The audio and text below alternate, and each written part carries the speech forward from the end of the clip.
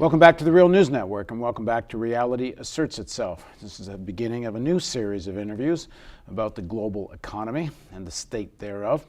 We're told we are in a recovery, sort of, but how real is it?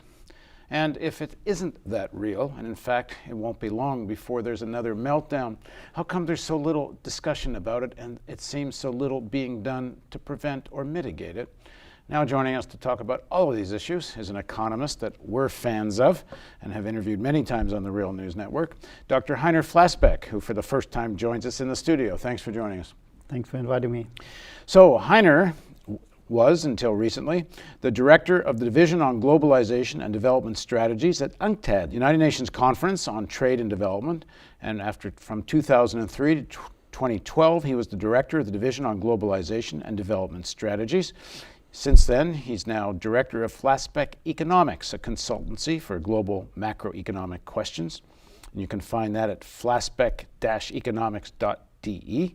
Before that, Heiner was employed at the German Council of Economic Experts in Wiesbaden between 76 and 80, followed by the Federal Ministry of Economics in Bonn until January 86, chief macroeconomist in the German Institute for Economic Research in Berlin between 88 and 98, State Secretary, which is a vice minister, from October 98 to 99 at the Federal Ministry of Finance in Bonn, and responsible for international affairs at the EU and the IMF.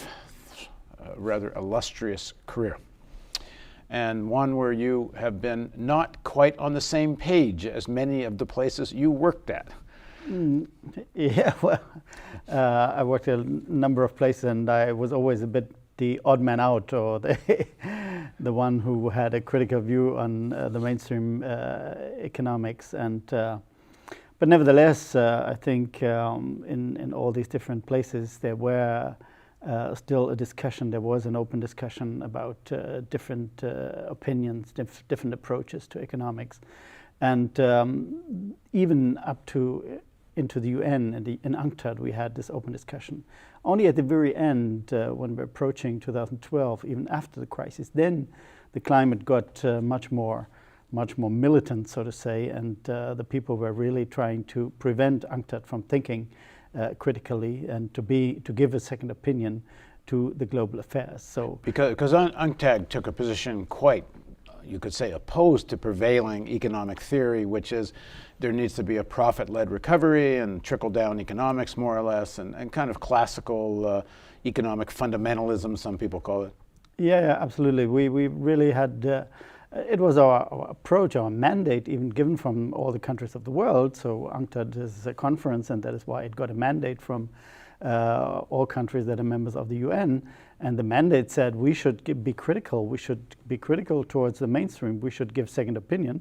But this was not taken well by the Group B, what we call Group B, which is the industrialized countries, and they tried to prevent that. They tried to prevent the second opinion, the only one opinion that was there outside the IMF and the Washington institutions. So this is really a funny situation that in a world on macroeconomics, you should not have two opinions in this world. You should only have one. And you were calling for things like higher wages, much more serious curbs on speculation and such. Right, all these things, and I think looking back with hindsight, I can say we were right. We're right on all these things, and the fact that we're not going out of the recession or stagnation, and that we're going into deflation now in Europe, and that we have all these problems, overcoming the crisis, the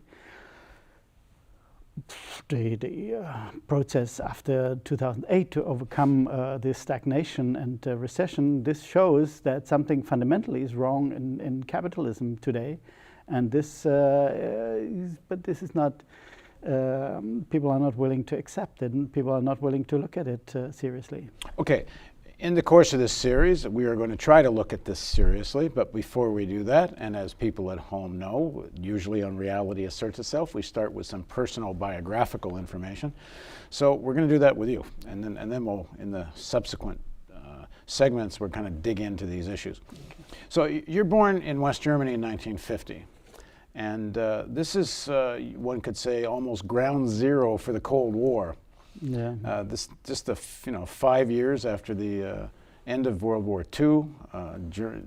Give us a sense of what growing up is like in that? What did it look like? Well, what was the kind of vibe of the time? Yeah, I can give some ideas about the region where I'm coming from, and many Americans know it. Many Americans know Baumholder. Baumholder is a very famous place where many American soldiers were after the war. Everybody knows, even more people know Ramstein. Ramstein is 30 kilometers from my hometown.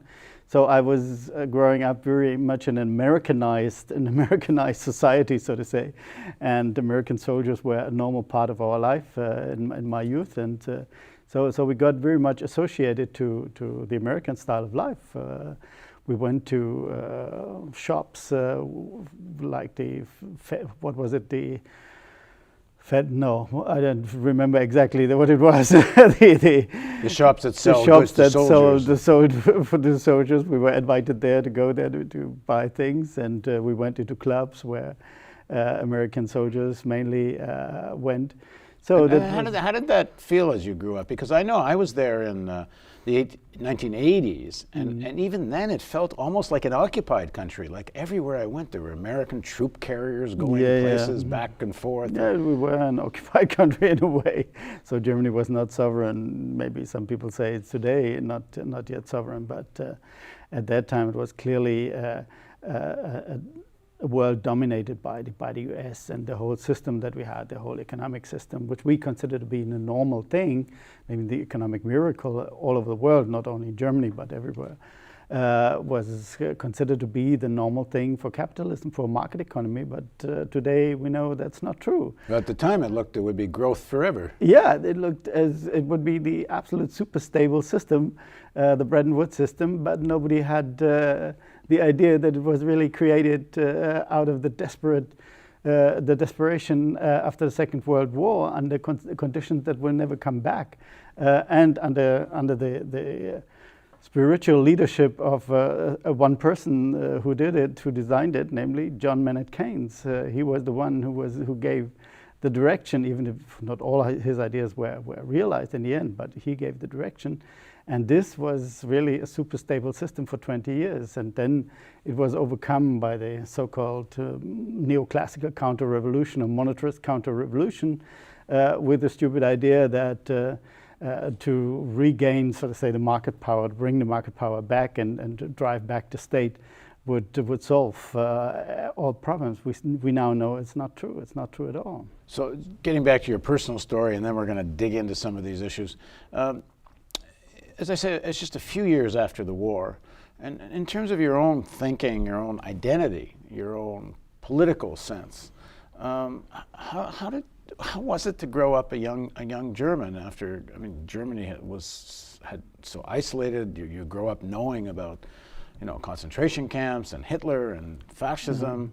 What was the politics in your household when you grew up, and your formation politically? Well, personally, I have to say, fortunately, I grew up in a household where my father was rather old, going into the Second World War. He was not a soldier. In the Second World War, he was a soldier already in the First World War, so he was very critical towards Hitler and the whole regime. And so I grew up with this critical sense, and we discussed very much this question, and always in a critical tone. And that is why I started my political thinking in the mid of the 60s or so. Was he a man of the left? Because it's very... No, he was not. He had a small company. He was on his own. He was self-employed, so to say. So no, he was not on the left, but he had a critical sense. He had a critical approach to everything, whatever it was, sports and politics. He had a critical approach, and maybe that is something that I inherited from him. And when I started political thinking in the 60s, then we were very much on the question was Vietnam. Vietnam was the critical question. Nevertheless, I went to German military, but nevertheless, I thought very much about these questions, and I came to the conclusion that my Americanization, so to say, of the first years was not the whole world, and I had to distance myself from that also to find my own way and find as a German, it was really not simple to find a way and to accept what has happened in German history and nevertheless go forward, looking ahead and to what would come and change things. Perhaps even more than World War II, I would think what would have shaped a lot of your political thinking is what I said earlier. Germany was like ground zero for the Cold War. This was, East versus West Germany. This was capitalism squaring off against Soviet communism or socialism. Yeah. And as you said earlier, it's like capitalism looked like it would never stop growing. I mean, did you grow up thinking that the Soviet Union was the villain of the piece? Not the villain of the piece, but a misguided economic model. That was clearly my idea. I thought planned economy doesn't work, and it doesn't work. We know that it doesn't work in a way, at least they tried it for a couple of decades. So we thought really when I started my studies at the beginning of the 70s, it was absolutely clear that we would continue with that super stable system, with a system that would be absolutely superior to any other form of government-driven system. So in the first years of my economic thinking, I was a liberal, in a neoliberal sense even, before I realized how much you need the government and you need the intervention of the government in many, many places. And when did that start to become clearer for you? Well, when I started to work in the staff of the German Council of Economic Advisors, that was the high time of what was called supply-side policies. What year were you? That was 75. 75, everybody started to think about supply-side theory, supply-side policy, and the German Council of Economic Advisors was clearly the leader in that thinking. And, for people that don't know, give a quick explanation what that means. Well, they changed to supply side means exactly the opposite of Keynesianism, which means you're not intervening on the demand side of an economy. You don't care about demand, but you say... It means you don't care about wages. You don't care about wages. You don't care about any kind of demand. But what you care about is the profits for companies, that the companies get proper profits, that the taxes are low and wages are low and all this. And then if you so to say shift income towards the rich people or towards companies, then you would get more investment and you would get automatic supply increase, and the supply increase would create demand, and then the whole system would be stable again. And this became associated as Reaganism. This or later was then called Reaganism, Thatcherism.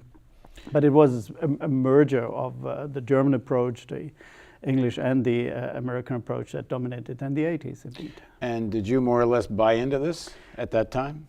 No, not at all. I would say there I was very critical because I followed very closely all these discussions, and I saw how much ideology is in these discussions. They were not intellectually, they were not honest. This was my first feeling when I distanced myself from that. I said, this cannot be true. They're changing. They're moving the facts. They're changing the facts in a way that fits their ideas, and all under the umbrella of the general ideology, which was strengthened by monetarism. So the idea that you should have independent central bank, and the central bank should steer the money supply. Again, a supply side concept, and the money supply would hold inflation down. All this, these nice ideas were merged into this whole concept of neoliberalism, and my feeling from the very beginning is that this is not fair. This is not an honest intellectual approach. So I started to study more the Keynesian ideas, and then I realized, no, it cannot work like this. And why do you think these ideas became dominant? And what changed? You talked about this moment after World War II that was kind of desperate. And so, the elites around the world bought into this Bretton Woods idea. What changed? I think the main thing were the oil price explosion, what is called the oil price explosions in the mid of the 70s and the end of the 70s, where we had hikes in inflation all around the world, in the industrialized world, in the United States, in Europe, everywhere. Inflation went up because wages were on the rise. There was full employment everywhere. So the unions were strong about pushing for high wages. But inflation also went up because oil prices were going through the roof. But in the second round was, and this is really what economists call a second round effect, and they were right at that point of time that wages were creating a second round effect for inflation, and this was a lasting effect on inflation, and then monetary policy stepped in, and monetary policy harshly broke, so to say, this circle of rising wages and rising inflation, By raising interest rates through the roof. Raising interest rates through the roof, and then by creating unemployment. This was the time when unemployment, so to say, entered the Western world. This was the first time, and this conflict between inflation and unemployment was taken by the monetarists, by the neoclassical economists, to say, you see, Keynesianism is wrong, because Keynesianism always produces inflation. In the end, they produce inflation. It was good with high employment for a time, but then it overshoots, so we need more objective steering of monetary policy. We should not allow this bouts of inflation, and we should stop it early on, and this can only be done by an independent central bank. And then, so monetarism took over, and academically they were also quite successful in convincing, so to say, most economists that only a neoclassical theory, a neoliberal theory would be a scientific approach to economics. Well, weren't they right in terms of the levels of inflation? Weren't they right? No, for the moment they were right. For a moment it was right. If you take Europe or Germany or the United States, it was right at that moment of time. It was not correct and was not reasonable to increase wages in response to the higher inflation that came from oil price explosion. This is, so to say, a supply side effect. There's really a supply side effect where inflation rises, and this cannot be taken from the companies at home, because we have to give that income, so to say, to the producers of oil. We have to send it over to Saudi Arabia, so it was no longer there. And then to fight for something that is no longer there, that's not very reasonable. That leads to inflation. But that was only the first round. In the second round, the second oil price explosion, wage increases were much lower, but nevertheless, monetary policy but the wages had to go up to keep up with the inflation from the oil prices. Yeah, but that's a very open question. There, I'm not of that opinion, because what happens what you should get always, you should have wages following, so to say, a normal inflation rate. But if the inflation rate, for external reasons that you cannot influence, something like the oil price hike, increase, then the internal fight doesn't make sense, because it's gone. This income is gone. The inflation, the higher rate of inflation shows that income is gone elsewhere. But the question, who should pay the consequences of that? Who should pay? Yeah, but if you so try, if you have workers' wages should pay that. Yeah, I mean, in theory, you could have taken it out of the pockets of the rich. As long as we had a market economy, as long as they try to get it, the inflation rate will rise, because the employers always have this instrument at hand to increase prices. And they tried. There was an attempt at wage and price controls in places like Canada. It didn't work. There was talk about it. But I'm not a fan of price and wage controls. In principle, we should have guidelines. We should have strong guidelines. We maybe come to that a bit later. We should have strong guidelines for wages to rise in a reasonable way. But it should not include such inflationary effects that come from the supply side effect, like oil or commodities price rise, because as I said, this creates a struggle about income that is no longer there. And did it ever, I mean, in your thinking about this, and as you're developing as an economist, did you ever think about that maybe both sides don't work? One side leads to inflation, the other side leads to recession and even deflation. That, like, neither of these strategies work. No. What you need is coordination. What you need is, exactly at that moment of time, you need coordination between monetary policy and the wage development. So you need concerted action, or whatever you call a round table, where all the participants come together and say, so what can be reasonably distributed? So you want a reasonable, rational capitalism? Well, at least we have to try to do it, and we got it for some time, so we have to try to get it again, which is not very simple in this world of plutocracy that we are entering, but this is a rational way to do it, at least. Yeah. Okay, we're going to continue this discussion in our series of interviews, so please join us on Reality Asserts Itself with Heiner Flassbeck on the Real News Network.